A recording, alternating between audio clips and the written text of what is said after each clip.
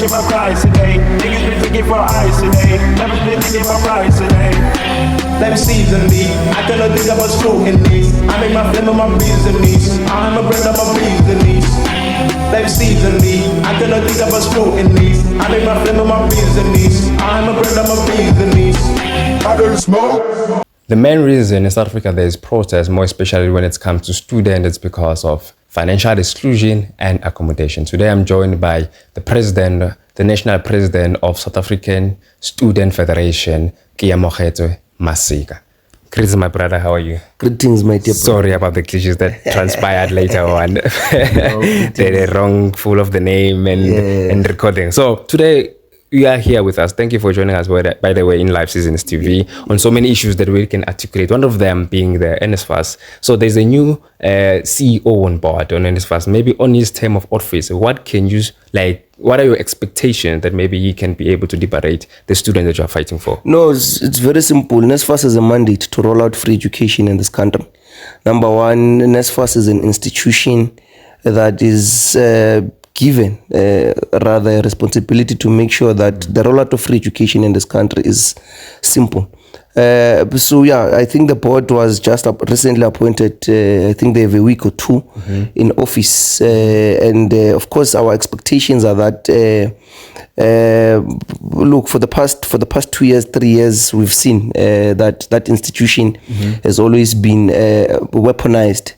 Or rather being infiltrated internally and externally, of course, with the issues of maladministration, the corruption, where we've seen that some officials who were presiding over that institution chose to use that institution as a personal entity, as a personal purse to pursue their personal interests.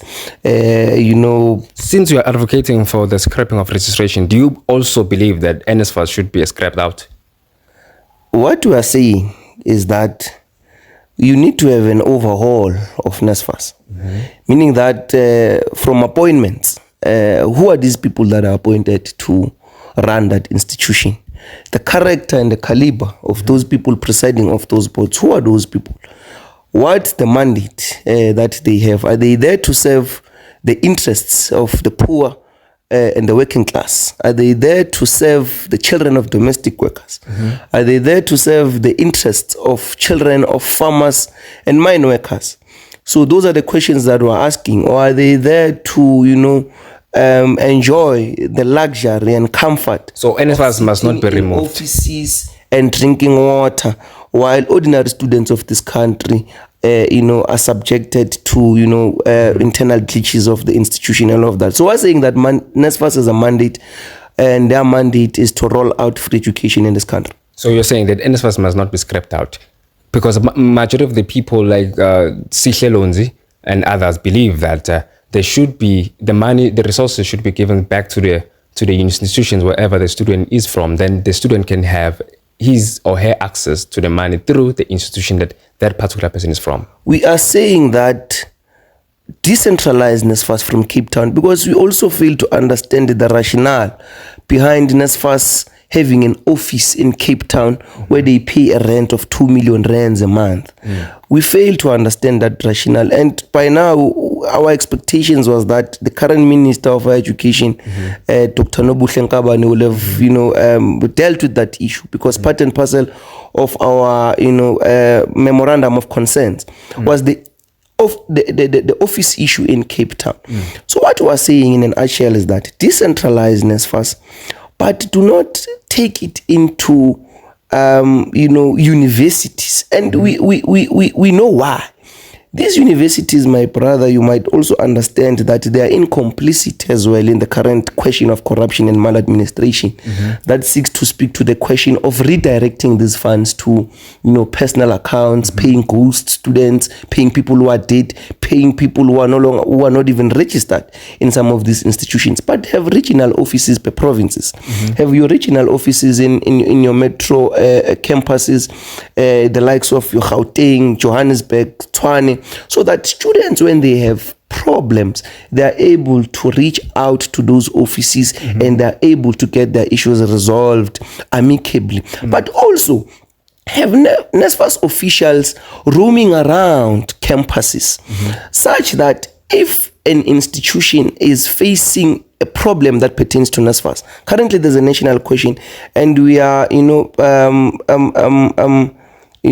disappointed that student leaders across the institutions of higher learning in the country are not raising this question. We are having scores of our students now who have applied during the first window of NSFAS for applications. Those students were approved by NSFAS, but their funds were channeled rather to TVET colleges. Those students are currently now enrolled in universities, and NSFAS is saying they won't pay for their university tuition fees. So those students are bound to face financial exclusion. Those students currently, as we speak, do not have a place to stay. Those students currently do not even know where their meal allowances is going to come from. So we're saying that had you had these institutionally based offices of NSFAS on campuses, such students will have had an advantage or an opportunity to reach out to those offices such that those issues are then able to be resolved. But if you are having a CEO who enjoys the comfort of sitting in Cape Town with the proximity of an aircon in his office, you are bound to have some of these issues. But we're saying that don't give these institutions money, because some of these institutions are also complicit in terms of the corruption question and the maladministration question. And some of these institutions are actually also in the pursuit of hijacking this institution as well. So don't you believe with those students who have been unallocated in terms of funding, they're the ones who fall under the 400 students that have been defunded, the reason being because of fake documents, such as the documents are saying that they live with their grandparents, but actually they're not living with their grandparents just because they want access to these resources? We're saying don't use a blanket approach in dealing with some of these issues. Don't say all these kids, don't allege that all these kids have wrongfully used fraudulent documents to apply for NSFAS. Because we can tell you now in confidence that there are many students that are eligible for funding. Children that are breadwinners in their majority, children that come from poor homesteads, child-headed home families who are eligible for that funding. And today, seated where they are not funded on the basis that NSFAS has not improved their systems to verify some of these internal processes that are able to either vet whether a student is able to get that funding or not. Don't use a blanket approach. Don't use a blanket approach. So we will not want to come here and justify nonsense, and in actual fact agree with NSFAS that many of our brothers and sisters, we know that they come from villages and communities and are eligible for funding, are denied that opportunity on the basis that they've fraudulently used documents that are fraud, and thus them not being able to get that funding. We're not going to use that approach in dealing with some of these issues, but we're going to say that NSFAS must step in to rigorously address its internal systems in making sure that the vetting process does not disqualify qualifying students, but also it is able to monitor, it is able to also check within its internal processes on who qualifies for NSFAS and who does not qualify for NSFAS. So maybe if I can connect the dots, the reason why we are saying that there should be an alternative of students who doesn't have NSFAS and having a place to stay is because they are defunded, or by any means necessary, their allowances are no longer allocated in universities. What can be the alternative without those residences or whoever is managing them to not run out of profit? Provide institutional capacity. Capacitate these universities to be able to make sure that there's sufficient beds in institutions to also to also deal with some of these challenges. Because I can tell you, institutions of higher learning in South Africa don't have sufficient capacity to house students. Thus, you find that many of our students must look for external alternatives, meaning that if you are funded by NSFAS and the university does not have that capacity to house you, it means you must go and look for a back room in a community, somewhere where you'll be exposed to crime, somewhere where you'll be exposed to gender-based violence, somewhere where you'll be exposed to, social ills that might also become a barrier in your academic pursuit as a student. So we're saying that build institutional capacity, deal with the maladministration question in these institutions, deal with the corruption question of some of these executive officials who are presiding over these institutions and who are clueless. Because I can tell you that many of these universities are people who are presiding over these institutions are clueless on how to take some of these institutions forward.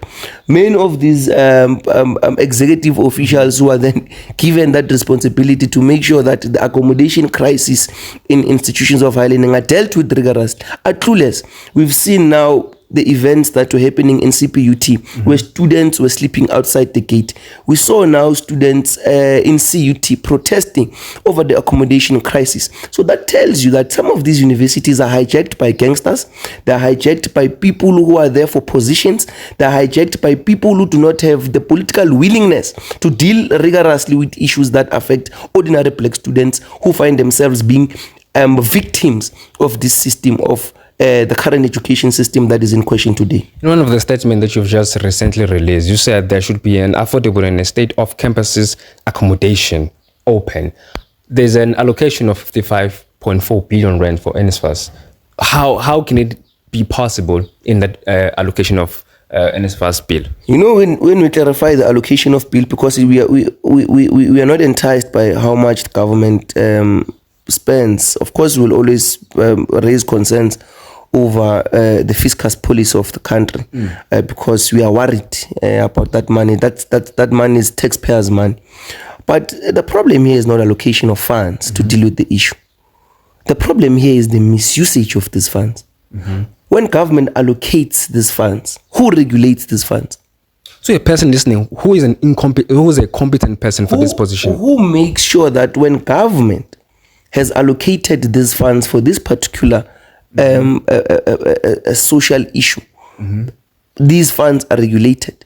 Because I can tell you, government has spent a lot of money, injected a lot of money in public universities for the development of infrastructure, the building of student accommodation, security, and all of that. But I can tell you, till today, many of those projects are nowhere to be found. So the question here is not about how much government has allocated, but it's about who oversees these funds when government has injected this money for that particular social issue. So of course we saw that the finance minister injected 55.4 billion to deal with this issue. And we welcome that pronouncement made by the minister, because for the longest of time we've called upon for an increase in higher education, in the allocation of resources to higher education. And of course that comes as our observations, of course, to some of these injustices that you find our brothers and sisters facing on a daily basis, your student accommodation and all these particular issues. But we are saying that regulates these expenditures, provide austerity measures that will then be able to hold people accountable when these funds that are allocated do not. There are to be some other people who are employed in terms of regulating these things. SARS must play a role. So the budget must also come out from this 55.4 billion. For them to get that amount because of the description they're into. I'm saying if you want to regulate government spending and you want to make sure that there's accountability, the public protector must play an oversight role. The minister must play an oversight role, because if you fail to trace these individuals playing that crucial role, you are bound to have these problems persisting on a daily basis. That's my answer.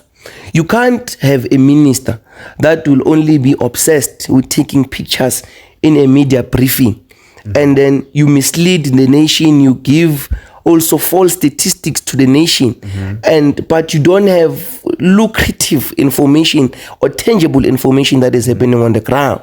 So we are saying that ministers, by the way, we're also happy about the portfolio chairperson's his intervention in some of these things. We've seen that the Portfolio Committee on Higher Education has been doing these oversights. So that is what we are calling upon for, because as in when you embark in those activities, you are able to even expose corruption that is happening in these universities. In the University of Mpumalanga, we saw that the VC is still a VC there, but his term of office has lapsed. We saw that the CFO hired his wife to be a head of HR in the University of Limpopo. So an oversight activity is able to expose what is happening within these institutions, because from an external point of view, you might not really understand that even some of these executive officials who are presiding over these institutions are the ones who are perpetuating this corruption and maladministration, and in actual fact are the ones who are stumbling blocks to issues that confront black and ordinary students of this country. Also, on one of the things that you just wrote in your statement, you said that the affordable student accommodation, university infrastructure, mental health and wellness, student entrepreneurship and innovation, and high cost of living. You said the minister must also attach to his allocation of 55.4 billion rands to dispensation of NSFAS, must also attach these issues so that we can be able to regulate as well, if I can put it in your words. How then, in your own terms or in your own understanding, how can this funding be distributed according to what you have just stated in your statement? What we are saying, my brother, is that it is not a nice experience to go to class hungry. Mm-hmm. It is not a nice experience to go to class on an empty stomach. Mm-hmm. It is not right. It is not nice to write an assignment or have a responsibility to pass at the end of the academic year while your stomach is empty. So the reason why we are saying that, it is because part and parcel of the academic excellence project, you must not overlook some of the mental issues that affect our students in the process.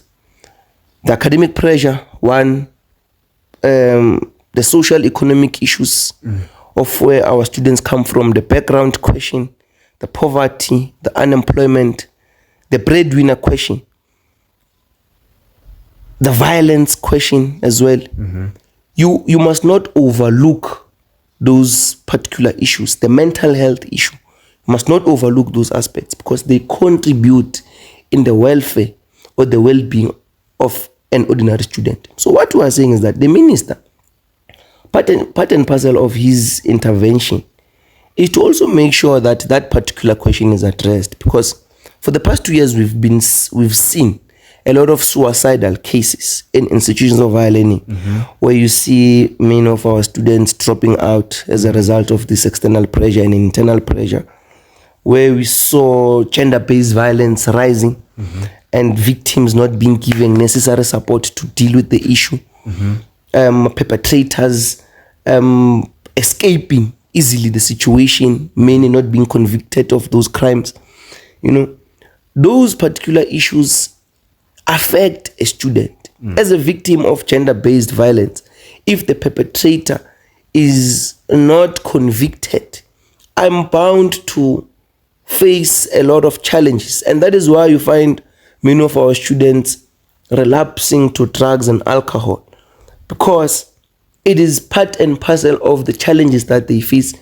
Lectures also demanding sexual favors, because those are some of the things that we must expose in order for you to pass in a university. A lecturer must be able to have, must ask you a sexual favor. So some of those issues form part of the distress question that our students are confronted with in institutions of learning. And then we're saying that the minister, part and parcel of her oversight, right? She must be able to deal with that particular question, so that as a student, you know that I am able to pursue my studies without any problems or glitches in the process. So how is the South African Student Federation willing to assist according to all these issues that I've just alluded?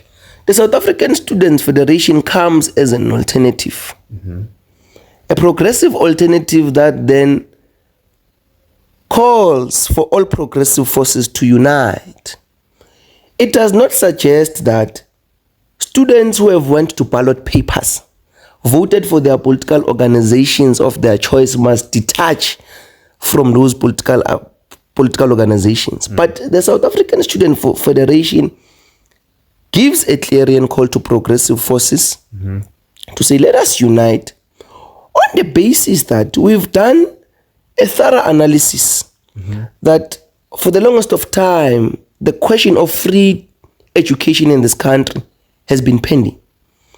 The Department of Higher Education, or rather the higher education sector in South Africa, has been facing issues for quite some time. Right? There are progressive organizations that were given that responsibility to go and become the voices of students at that particular level. But to date, they've failed to do that. To date, our students are still facing the very same issues in institutions of higher learning. The question of accommodation, the question of registration, the question of historic debt, the question of meal allowances, the question of many of these issues that our students find themselves, the question of unemployment and all of that. So the Federation seeks to then come and mitigate around that challenge. To say, let's all unite, let's all compose one memorandum that speaks also to the diversity question, because we are a non-racial, non-sexist organization that says that let us go and speak about the aspirations of black people. Let us go and speak about aspirations of the working class, white people, Indians and colors, such that when we are able to tabulate this memorandum before the minister is able to understand the aspirations of all these diversity groups that exist within the sector. So we are not going there to pursue a political agenda of party A or political agenda of party B, but you've united political party A, political party B, and then you've brought them into one discussion, and then you've said that what are fundamentals, what are the key or rather apex priorities that we must then be able to deal with in dealing with this sector that has for the longest of time being a problem. So we are saying that let us unite, let us go back to basics, let us go to the picket lines, let us hold those in power accountable, let us hold those that have seen the higher education sector as a money-making organization. Let us go and hold those people accountable so that black ordinary students of this country are able to reap what they've went to sow in institutions of higher learning. The South African Student Federation also believes, I would like to go back to this, also believe that there should be a scrapping of registration. Yes. How is it possible? How can the scrapping of registration be there or okay without the universities losing money? In actual fact, we are also asking the question to say, but are institutions of higher learning centers of commodity? Are they private companies? Are they there to make money?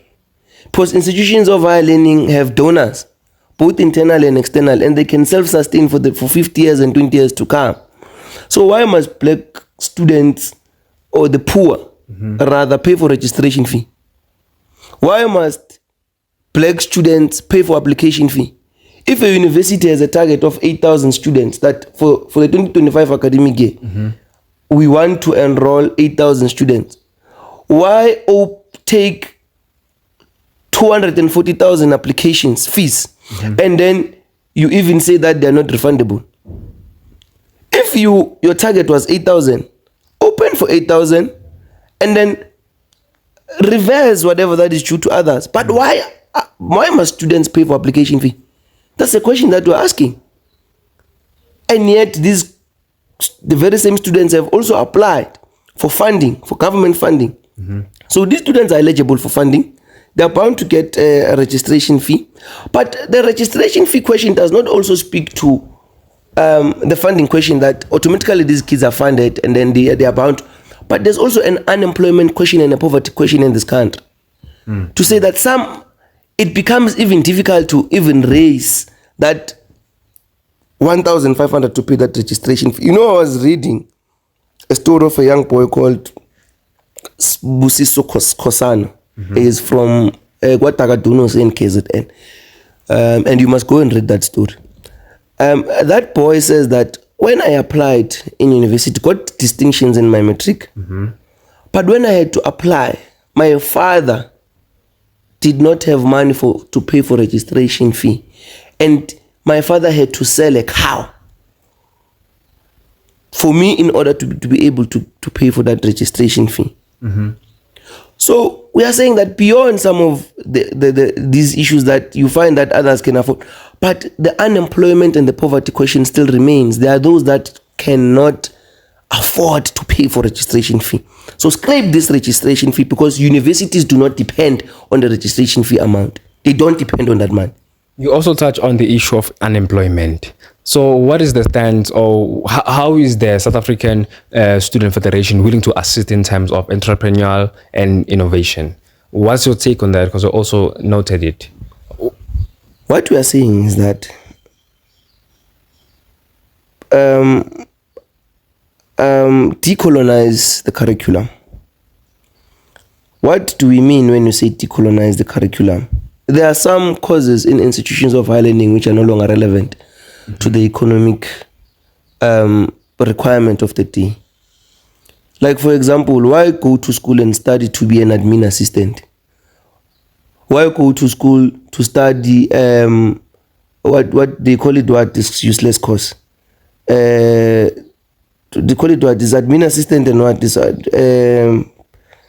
why go to school, man, to study to be an entrepreneur, for example? What rationale informs that? Why go to school to study this thing, man? There's this course of call center. Yeah, call center. That's the word that I'm looking for. Why go to school to study to learn how to answer a phone?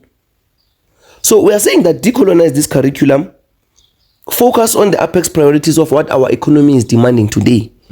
So that when you are producing graduates, you know that these graduates will respond to the economic question of the day. Don't produce graduates for the sake of producing those graduates.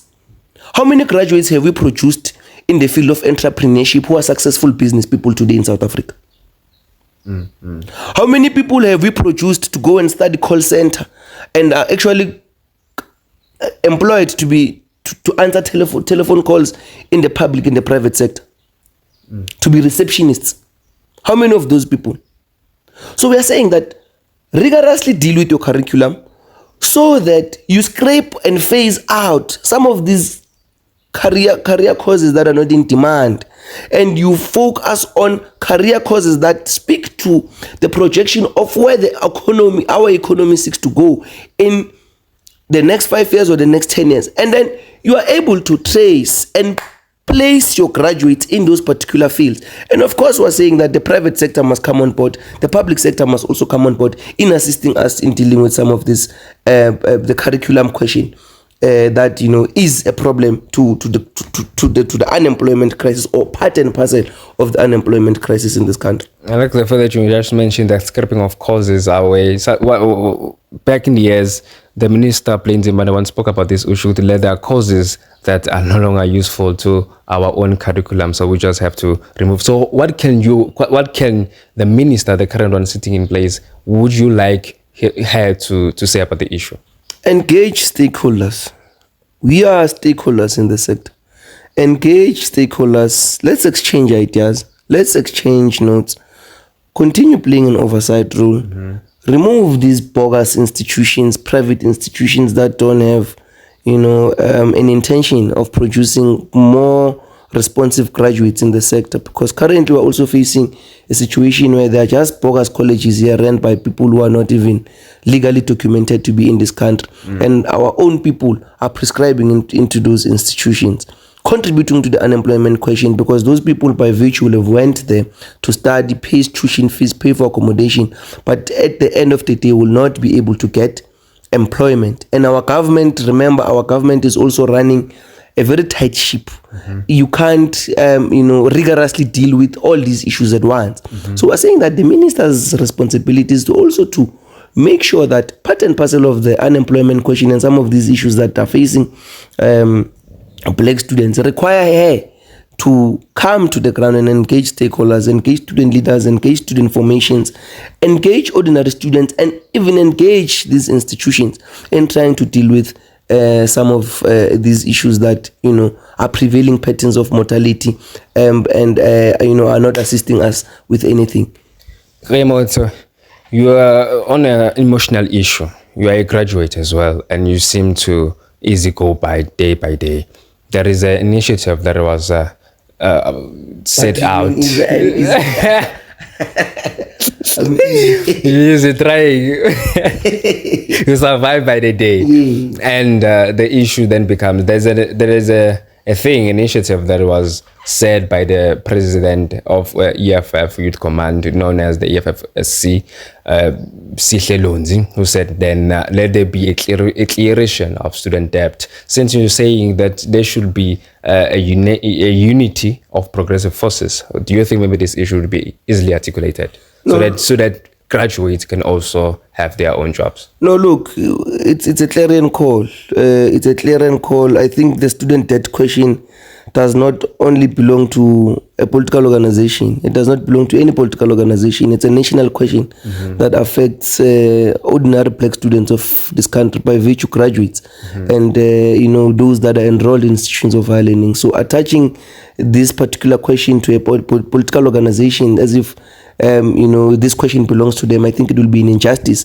to graduates, in particular those that are subjected to that particular, challenge. But of course, it's a clarion call. We have supported that, institutions must scrape, a student debt. We fail to understand that rationale, because at the end of the day,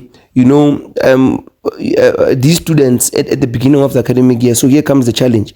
At the beginning of the academic year, these students are compelled to acknowledge that, and we always fail to understand that. But why must you acknowledge that if you were funded maybe by a public institution, your NSFAS, or maybe your external bursar, all of that, and these people have committed to pay for your fees? So why must you go and acknowledge that? For what nonsense is that? So it's a clarion call of which we rally behind it, because it is going to assist every poor child who has went to institution of higher learning and to look for greener pasture. So it is a clarion call. We've supported it. We've been rallying behind the bill, and even other student formations have called upon for the very same clarion call that institutions of higher learning in the country must rigorously deal with the student debt bill cancellation. In closing, I know majority of your viewers would like to know this question, since you've been in the forefront fighting for them, and you've been in the forefront trying to maneuver the process in terms of them being liberated. They're willing to know, how are you doing with your suspension so far? No, back in the system. Victory does not make noise. Victory has no noise. Till today, I still wear my suspension badge as a badge of honor, because seated where I am, I don't have any crime that I've committed in the university. I don't have any criminal record anyway.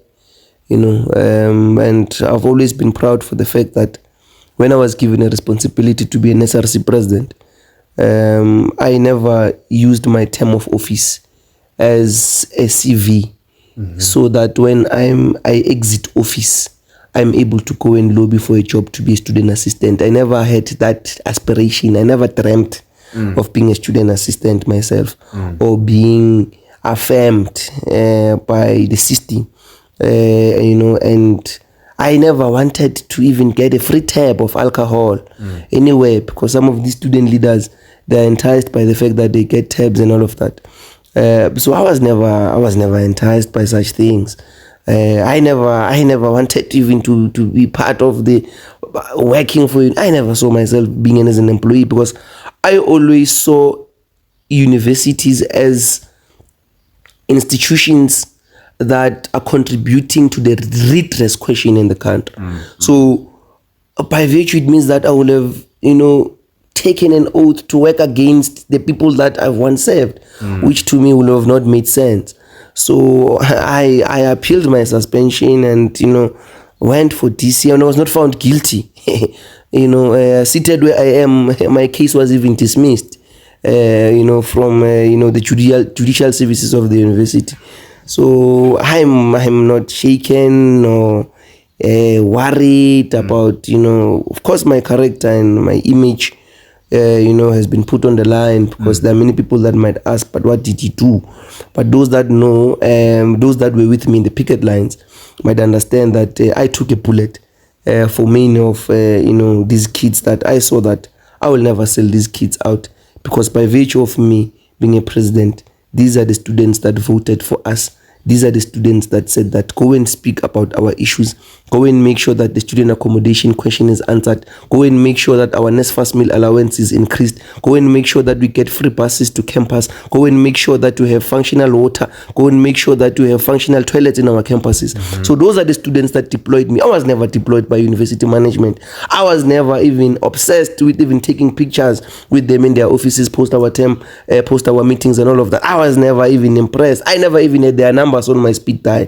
I don't even chat with them on WhatsApp. I never even used to chat with them even when I was in office. But the mandate was clear. The question was the total liberation of the black dejected masses of our people. Since you just alluded that you went to the DC, what was the reason of you not granted the access to your academics? So I don't know. So I just failed to even understand the fact that. So what did they say internally when you were there? They just said that I can enter the premises of the university. So what prohibited you to enter back? I don't know what prohibited me, because I still fail to understand the common sense behind why would you even bar someone from entering a public institution, like a public institution. Are you suggesting that this public institution is a private company? Because it's only a private company that can suggest that you're not allowed. But a public institution, you can't really say no, a person is not allowed to enter. But of course, I had to deal with some of those issues. I had to deal with some of those questions at the time. That I had to undergo such a difficult period. My grandmother even used to call me on a daily basis, asking me about my health and all of that, because she's one of the people who used to support me during those difficult times. May her soul rest in peace. But I'd always find solace and comfort and closure from my grandmother, who has always been my pillar of strength, who has always been my guiding angel.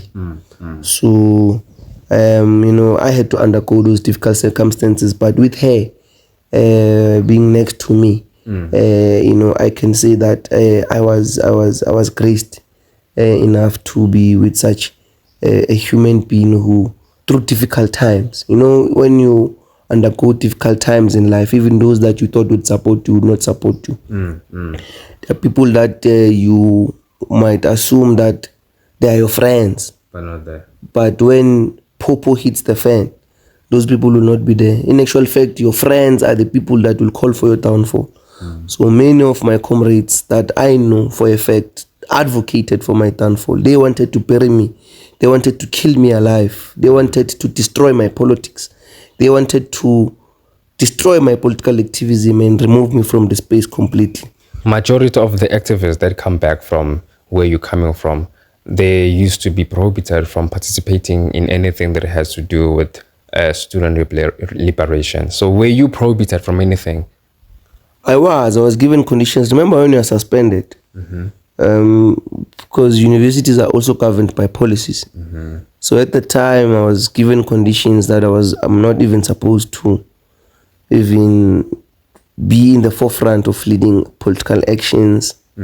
Not supposed to address students. So are you still prohibited from them now? They can't. Who can prohibit me? I'm leading a federation in this country. Who can prohibit me from speaking with students in South Africa? They can't. But it's a chapter that we've closed. I think that's my experience when I was in SRC. It's no longer part of the new path that I've personally taken now. It's my experience, and I think it's also a learning curve to some student leaders who might have an aspiration to also lead at that particular level. Say that one day I also want to be an SRC president. We never even had We never even wanted campus fame. You know, some of these things that SRC wants. Yeah. Blazer. I never even used to wear blazer when I was in the SRC. Yeah, I never used to even wear these useless things of theirs that reduces you to be being a prefect in an institution of value. I never used to wear those things.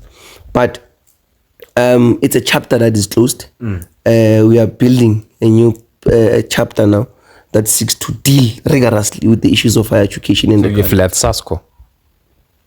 No. I'm still a member of the South African Student Congress. I've never left that organization. I'm still a member.